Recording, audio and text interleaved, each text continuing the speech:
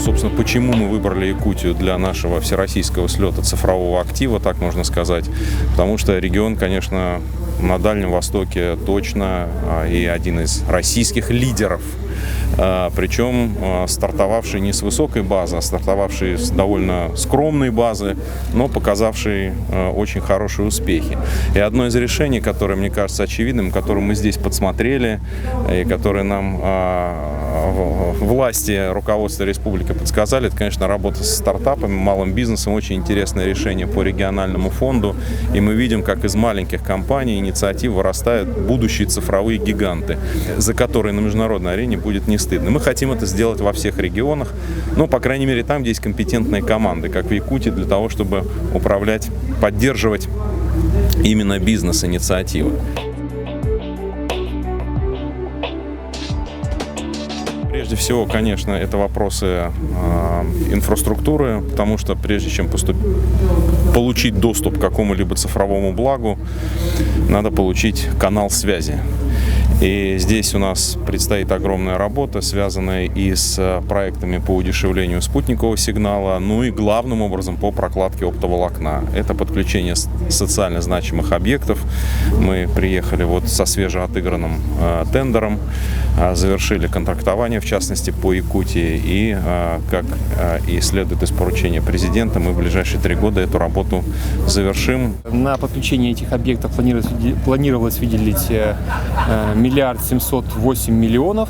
Конечная цена, за которую этот победитель берется подключить за 3 года все вот эти вот типы социально значимых объектов, 1,5 миллиарда рублей. И они будут инвестированы, безусловно, в подключение вот этих социально значимых объектов на максимально возможной скорости. Мы, конечно же, крайне нуждаемся в телемедицине. Это реально позволяет нам спасать десятки, а то и сотни жизней, в особенности в таких экстренных ситуациях. Все лечебные учреждения нашей республики в ближайшие годы получат возможность интернета, не только подключения к интернету, но и быстрого интернета.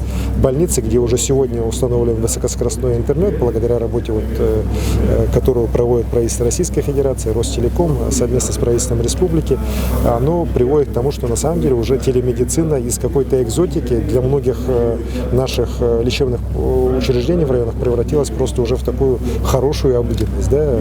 И такую практику, я уверен, надо внедрять во всех районах, особенно северных и арктических.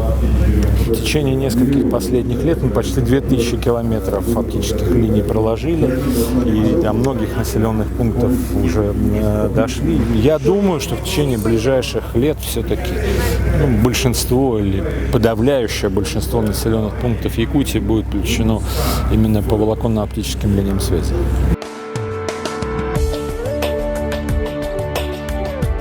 Мы сейчас обсуждаем с компанией ГПКС, предприятием «Космическая связь», достаточно существенного удешевления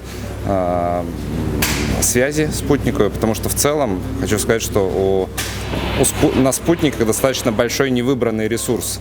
Поэтому я подталкиваю предприятие к тому, чтобы снизить цены и сильно увеличить потребление, за счет чего экономика сохранится. Ресурс на спутниках большой, но есть проблема в принимающем наземном оборудовании.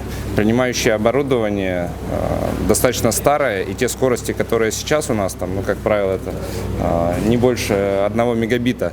Это вина в этом не спутника как раз, а принимающего оборудования. Поэтому будем думать над тем, как, может быть, даже субсидировать смену принимающего оборудования, чтобы уже обеспечивать нормальные скорости. На сегодняшний день спутник 10 мегабит может обеспечивать. Наш провайдер ГУП-ТЦР и наш ГБУ РЦИТ подписал соглашение с космическими системами как раз для расширения канала в том числе. То есть мы как раз тоже, получается, 3-й регион, который попадает под этот эксперимент, нам выделяется отдельный ствол, расширяется канал, что, безусловно, снизится, конечно, и на тарифах. Сейчас конкретно нельзя говорить, потому что каждый случай, он отдельный.